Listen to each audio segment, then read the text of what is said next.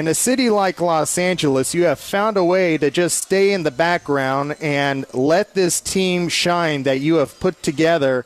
Now, for the third full season, another 100-win team. Are you able to absorb all this? You know, in the last couple days, I've seen some of the tweets and stuff putting things in context, and it's kind of mind-blowing. But we're so mired in what we do and looking forward that I really haven't had the chance to get off the hamster wheel and look back. But what really drives us and motivates us is we hope that when we look back 10 years, 15 years from now, that this is, the golden age of Dodger baseball. That's what motivates us, and that's saying a lot. Obviously a very storied franchise, and that's what drives us. Feel like that's what our fans deserve, and that's what we're motivated by.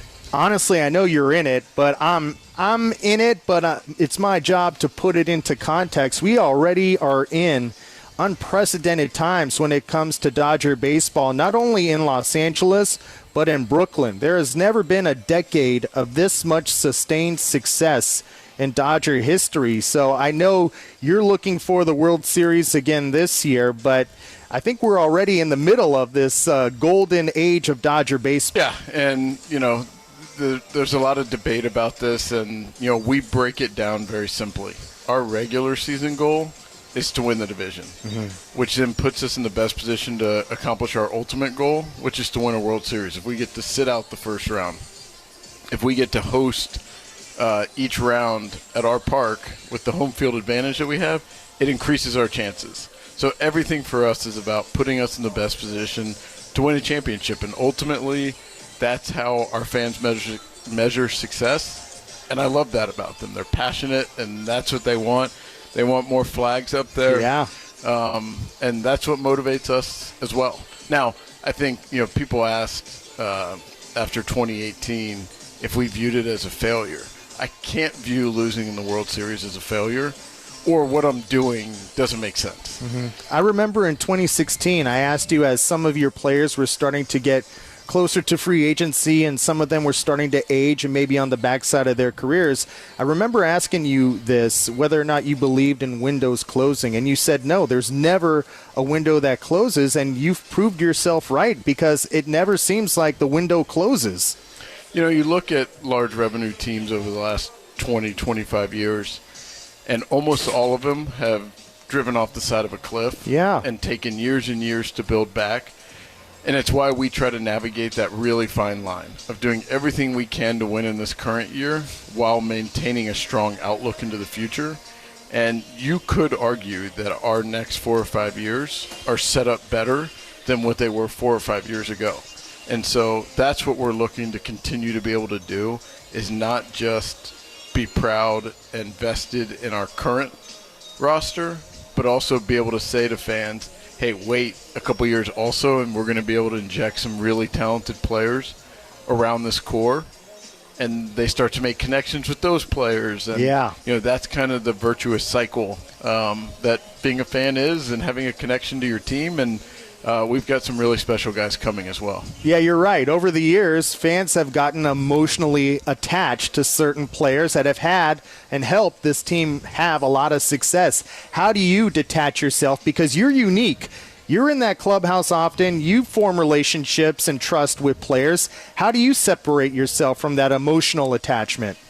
It's hard because it's natural. And the biggest thing for us is to communicate and be honest. And even if they don't like having the conversation in that moment, if they don't like what they're hearing, our bet is that when they look back, or a month later, or 6 months later, a year later, that they feel like they were treated with respect and communicated with and not lied to.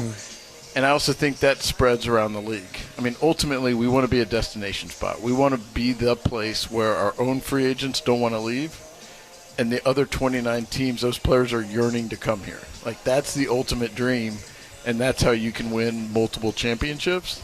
And so I think it is about clicking on all cylinders, which is hard. And our reputation, our connection and appreciation and respect for the players, I think is really important. Andrew, it's one thing to say it, but now you have your actions to back that up. You've been doing this for a while now in Los Angeles, and everything that you just said, you have done. There are no sour grapes from players that have moved on. In fact, it feels like they still have that emotional attachment to you. I remember in Chicago, Yasmani Grandal wanted to talk to you, and you still have that connection with players that you drafted in Tampa Bay and guys that have come through here with the Dodgers. Yeah, again, I think just having an organization where there's that transparency, I think the most dangerous thing in the world is the game of assumptions. Mm-hmm. And when you're not filling the gaps with honest conversation, assumptions are natural. And assumptions can take you down all kinds of rabbit holes that may be true but may not, and then they become fact, and it starts to spread like wildfire in the clubhouse, and that's where it can kind of take on a life of its own. And so getting in front of that and doing everything we can to prevent that helps us maintain a really strong culture. I'm going to prove this to the people. It's one thing to talk to people that work for you now or play for you now, because obviously they want to curry favor with you, but I'm going to share with you what Blake Snell shared with us when I interviewed him a couple of weeks ago here at Dodger Stadium. Andrew, in case you don't know, drafted Blake Snell for the Tampa Bay Rays. Here's what the Padres left-hander had to say about this guy, Andrew Friedman. You mentioned Andrew Friedman. He did draft you in Tampa Bay. And since his time with the Dodgers, I have never seen a GM have the type of relationship he has with players. What's that about, and do you feel like that's what sets him apart? Yeah, that's definitely what – I mean, he's just real. He talks to the guys. He's open. Even in Tampa, like I wasn't in the big leagues. He would talk to me a little bit, but then when I talked to the guys that are older that were in the big leagues, they all loved him. They all said, like, yeah, like he's a normal guy. He talks to you, he tells you the truth, and that's probably why he's so good here, because, I mean, he talks to people, he tells them the truth, and lets them feel appreciated and welcomed, and that allows them to play better. And it's got to be hard for anyone to play here, you know, with all the fans, all the pressure, for guys that aren't used to it. And I bet, you know, he makes them feel a little bit more comfortable coming here. So I got nothing but love for Andrew. So I'm not surprised that LA is good. I'm not surprised that he's just getting better and better here. None of that surprises me. That's my guy, Snellzilla, Andrew. And you just said everything, and he repeated everything that you strive for. You have done it. He did. That was really nice to hear. And he touched on something that I think is important. Beyond communicating and being honest, which I think is the right thing to do, even more than that or equal to that, is the frame of mind it helps put people in. What these guys are doing on this field is incredibly difficult. The best players in the world competing against each other, and it's really hard to do what they do. And so doubt, or guys who start to lack confidence, or guys who are overconfident and think they can do certain things that they don't excel at, all of those things contribute to consistency and getting the most out of players. And so I think that honest communication is dependent on what that specific player needs, because it's the same version of truth, but sometimes it's to show them just how dominant something is. Sometimes it's to put in context and perspective just how good what they're doing and what they're capable of. And hey, here are also some challenge spots, some things that we'll bet on you to attack and get better at. And so all of those conversations, some of them aren't conversations that guys like to hear, but ultimately we feel like it helps make them better, which in turn helps make them more money. But also, we win more games. And when we win more games, the birds chirp louder, the sun's brighter, everything's better. I'm curious, from your standpoint, being in a small market in Tampa Bay and now on this big market, the Dodgers, and you've just made them enormous with the success you've had, did you view players or try to communicate with them differently, or identify players that are more equipped to play on this stage compared to playing at the Trop? Yeah, it's a good question. I think my communication style is the same. But yeah, I think we try to look and make bets on whether we think guys can handle this market. There are a lot of expectations here, which some people have the perspective of that's a great thing because that means there's passion and people who really care. And some people can wilt from that. And it's hard to really know, but that's definitely a factor in our process and a bet that we are making in any kind of personnel move we make. Well, I would say you got the good mix of players right now because they have baseball's best record. What you saw today in the 8th inning, Andrew, when you see your players still fight after having the NL West, the best record in baseball, it's a day game for a doubleheader, still fighting in the 8th inning of essentially a game that's not going to mean much to you in October. I mean, from your standpoint, what does that 8th inning tell you? You nailed it. I think framing it that way shows just how resilient this group is. I don't know that I've ever been around a team that wouldn't have been like, okay, this 12 o'clock game was a throwaway game. We were kicking the ball all over the place, not converting balls into outs. Left, felt like 150 guys on base in scoring position. Just one of those games. And it would have been so easy to kind of fold tent, take it back to the clubhouse, gear up for game 2. But just speaks volumes about the way these guys are wired, the way our leaders help lead this group, and how contagious it is. Andrew Friedman is with us. He's going to take your phone calls at 866-987-2570. We are live at Dodger Stadium. In between games of this day-night doubleheader, the Dodgers come back with 5 runs in the 8th inning in Game 1 to defeat the Arizona Diamondbacks. When we continue live from Dodger Stadium with the man, the best in the business when it comes to Major League Baseball, the Dodgers version of Jerry West. I told him that. He never scored a point or hit a home run, but when it comes to executives, nobody is better in baseball or has been better than Andrew Friedman. He will take your phone calls at 866-987-2570. David Vassegh, Andrew Friedman, live from Dodger Stadium, right here on Dodgers Radio, AM 570 LA Sports.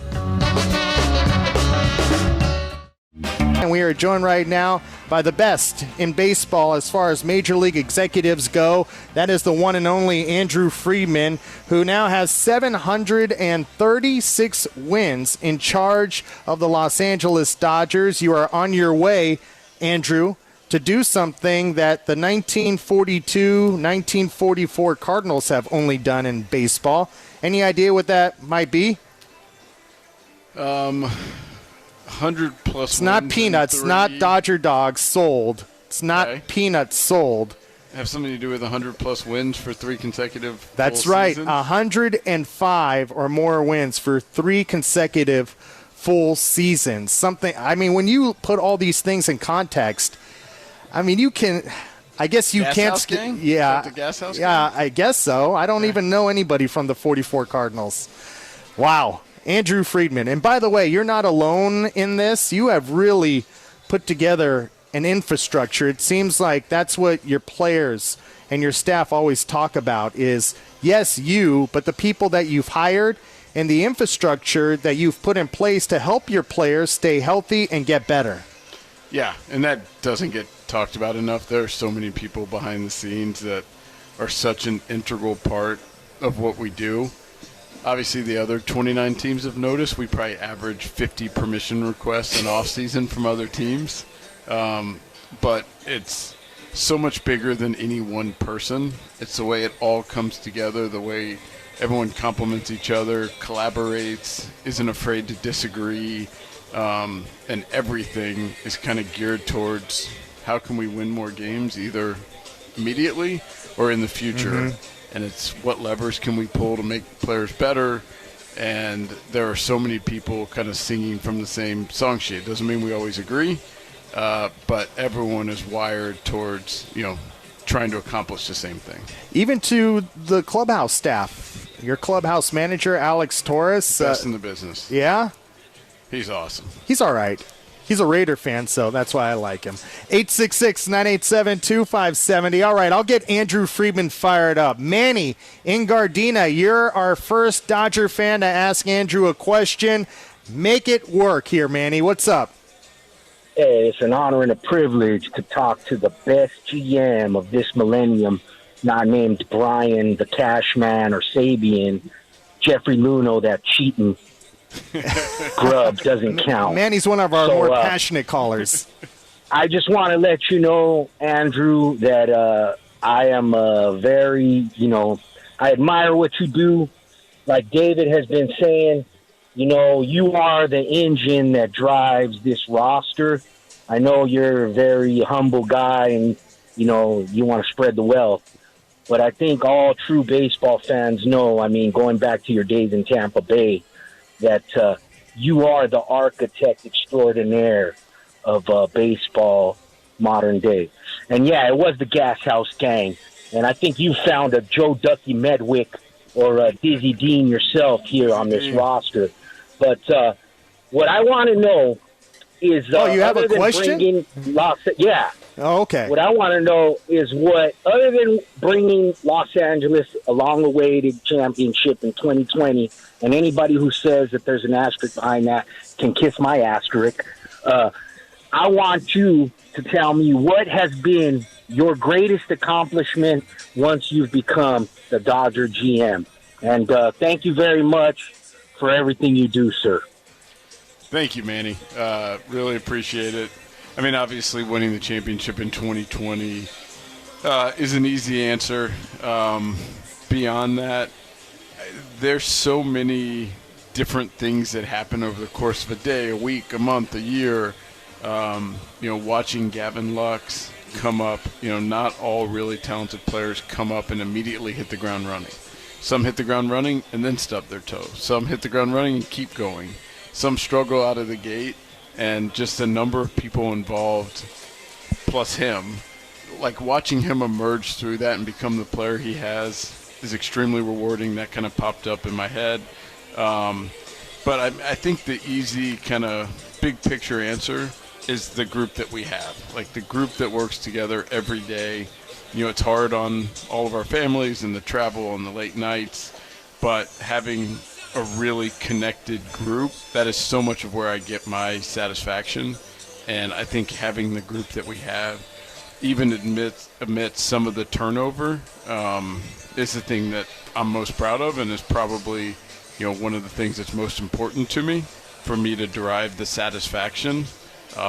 Because outside of that, obviously it's winning a championship, but how you feel day to day, how motivated, how energized you are to get after it and keep doing it. And last year getting knocked down in the CS and dusting ourselves off and having the winner to try to do everything we can to get back.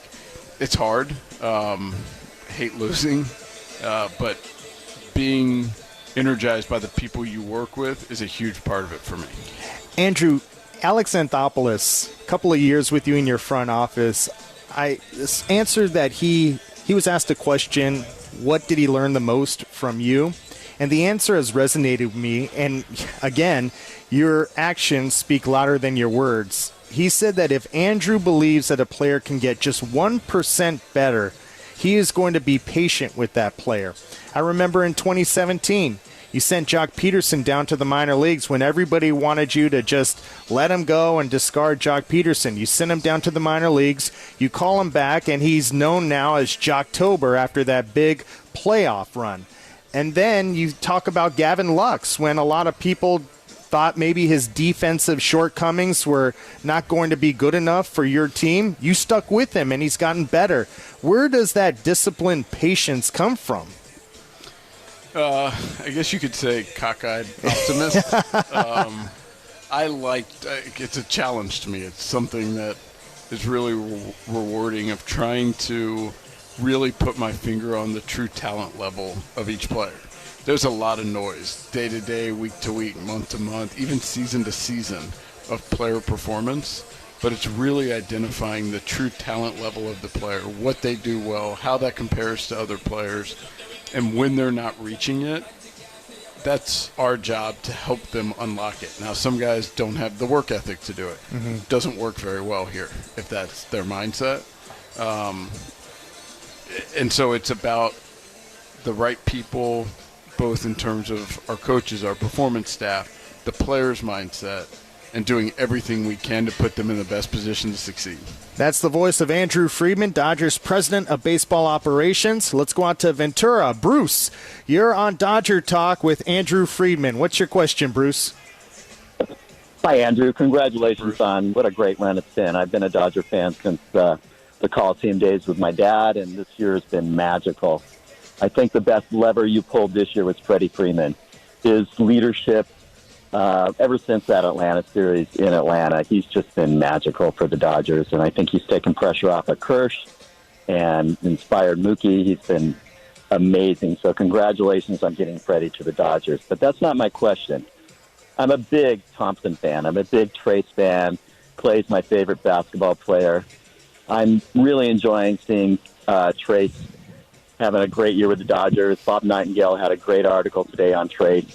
My question is, what's the future of Trayce with the Dodgers? What do you see for Trayce Thompson? I don't know. I got to be honest. I love Trayce. When we won the division last week, seeing how overcome with emotion he was incredibly touching. I'll be honest, when we got him, it was when Mookie broke his rib, and we went through looking for right-handed bats, and obviously he was having success in AAA, and we noticed some swing things that had changed. But if you would have asked me at that time, I would not have thought that it was going to be a long-term solution. So the credit goes to him, and couldn't happen to a better guy. I love when good things happen to good people. He has elevated his game to a whole new level. And I think that comes some with confidence and, how much he loves being here. Just the at-bat quality, the way he's playing defense. There's another gear in there that we didn't even see in his first stint here, even when he was doing really well. This is a different level, and he's earned the opportunity to be here and carved out some playing time, and couldn't be happier that he's done that. When you look out to October and you look at pitching matchups, Trayce has done really well against right-handed pitching. I would assume you acquired him to do really well against left-handed pitching. How does that fit in with your plans when you have a player like Trayce, as they call reverse splits guy, and you have Gallo, who you envision doing a lot of damage against right-handed pitching as well? Yeah, and in the minor leagues this year, Trayce was way better against left than right. So wow. There's, it's hard in any kind of small sample to draw too firm of a conclusion. He's just talented. And right now, he's looking over the baseball extremely well and punishing mistakes. And on top of that, the caliber of defense he's playing. So he's put himself in position to earn some playing time. Exactly how, when, I'm not sure yet. We still have a couple weeks to get through it, and I'm sure we'll have a lot of heated debates with our coaches and front office staff, just kind of debating different angles. You're listening to KLAC Los Angeles, the home of the Dodgers, and that is the voice of Andrew Friedman, the Dodgers president of baseball operations. And Andrew, Dave Roberts has been your manager more than any other manager. You had Don Mattingly when you first started here. Joe Madden a little longer. You didn't let me finish in Los Angeles with the Dodgers. Yes. We'll get to Joe Madden in a second, but Dave Roberts, you obviously have had to have a really good working relationship with him, and any successful marriage has to have compromise. So how have both of you been able to compromise with each other for the greater good of this sustained success? First off, I think it's appreciating that our interests are perfectly aligned. It's to go out and win as many games as we can, win as many championships as we can. And so there's definitely debate and argument, but I wouldn't want it any other way. I wouldn't want someone being a yes man to my ideas, and I wouldn't want someone who just wants to fight against and being a contrarian on everything either. I want honest feedback and thoughts, and I'm going to give my honest feedback and thoughts. I want to debate it. I think it's important to be a really good listener and hear a point and say, you know what, I hadn't thought about it that way. Totally agree. And most times we can get to a resolution, and sometimes we can't. And it's just an agree to disagree. And usually those are the things that are more in the middle, that are, 45 to 55% type decisions or thoughts about a guy. The extremes, when something is, 80-20, we're pretty united, and if not, one of us can get the other one there pretty easily. It's more of the stuff in the middle, and that's what makes the world go round. Andrew Friedman is our guest. By the way, he jumped me about Joe Madden, which is a great segue because Joe Madden was on the Athletic Starkville podcast, and he was on for an hour, Andrew. We won't get to everything that he touched upon, but he did take time to single you out as probably the best guy he's ever worked with and what separates you from all these other copycats around Major League Baseball. I'll give you an example, Andrew Friedman. Why are the Dodgers so good? And why do they continue to be so good? He's a great scout. I used to tell him that all the time. Andrew is a really good scout. And it's not that their analytics are any better when the game begins. It's because their players are better when the game begins. And if somebody gets injured, all of a sudden he'll bring somebody up with a name you've never heard about before. And this guy plays really well. So I think that's everybody gets caught up in this numerical method of playing. It's not. It's all the same. If that's the case, why isn't Pittsburgh vying for first place right now? They got a great analytical department. I know all these guys. So it's really a bill of goods in a lot of ways. It's acquisition. Who am I going to buy and why? And do I uncover Carlos Pena before he goes off and hits 46 home runs? Or the time Andrew called me on the phone and says, "What do you think about Fernando Rodney?" He says, "We think he's going to have a great year this year." Acquisitions. That's the stuff that really where this stuff shines, and that's why the Dodgers are so good, and that's why Andrew's so good. And that was Joe Madden on the Athletic podcast speaking about this man, the best in the business, Andrew Friedman. When you hear that from Joe Madden, who has a lot of gripes these days to single you out and compliment you as being a great eye for talent, how does that resonate with you? Again, very nice to hear. This has kind of tripped through my life on this, but I have a passion for understanding players, understanding what makes people tick, of how to tap into helping each guy be the best version of themselves, and then how that comes together for us to win more games. And so it's a passion, and I'm glad that the thing I'm passionate about, Joe thinks I'm good at. But it is definitely a passion of mine. I mean, to hear guys like Blake Snell, Joe Madden, I mean, the list can go on and on. When you first started, they tried to put you in a bucket, an analytic bucket. You didn't understand baseball, which is farther from the truth than anybody can imagine. To hear that validation at this point in time of your career, I hate to break it to you, but you're considered a baseball guy. I mean, you are a baseball lifer now. It's been a long time. It's funny. As many times as people would listen to me, I thought people who were at either extreme were wrong. And for me, information is king, and I want any and all of it.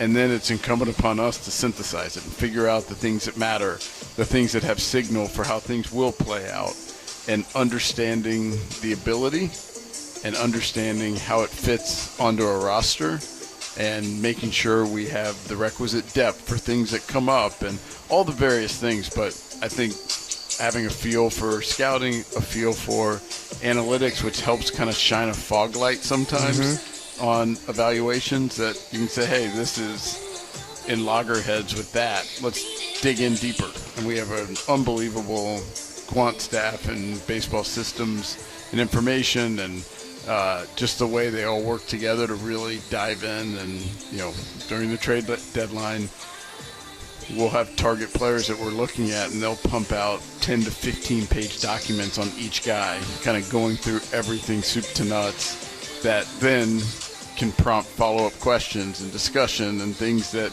we get into. And again, for me, it's being in the middle, and it's appreciating and factoring in all information. Well, it's been working for the Dodgers and Andrew Friedman, that's for sure. Let's take a couple of more phone calls before Andrew has to leave us and go back downstairs and get ready for a game. There is another game coming up at 7:10, Game 2 of this doubleheader between the Dodgers and Diamondbacks. Long Beach, Ryan, you're on with Andrew Friedman. What's your question, Ryan? Hey, guys. Andrew, such an honor to speak to you. I feel like we as Dodger fans have hit the jackpot the last few years here. The team is just constantly getting better. And my question for you is, year after year, how do you find the motivation to step the bar up? feel like you bring someone like a Max Scherzer on or the Freddie Freeman's like, what's the next thing you're going to do? Because I feel like every time I open my eyes, you and the front office of the Dodgers have done something else that's so much more incredible than the last thing I've seen. So how do you keep that motivation, and how do you keep making such great changes and decisions year after year? Well, I think a lot of it comes back to our scouting and player development. If we didn't have the talent base that we have in the minor leagues, we're in no position to make any of those moves. So I think that's critical. Owner support is as good as it gets, and you take that combination and it opens up for a lot of different possibilities and allows for us to be a little bit more aggressive at certain times. And there's times to step back, and there's times to push forward.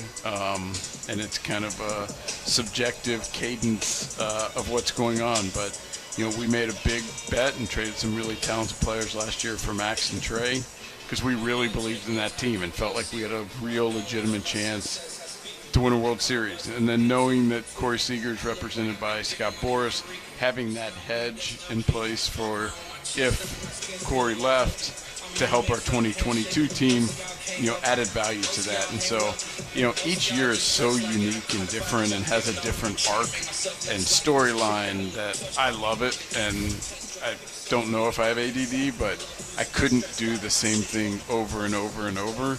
And the fact that every day is so different, every year is so different, keeps that motivation. And the other thing is 50,000 people here every night. That is absolutely a home field advantage, and the passion that they have. I remember I told a story in 2015, my first opening day here, sitting in the suite upstairs with a bunch of guys, and Jimmy Rollins hits a big 3-run home run in the 8th inning. 50,000 people erupt. I'm like, wait a minute. I'm happy and 50,000 people are happy. Because I was used to, with the Rays, if 50,000 people were happy, I was not happy. And so it was the first time where those things overlapped. And, it's something that's not lost on me. I hope I never lose the appreciation for that. It is incredible.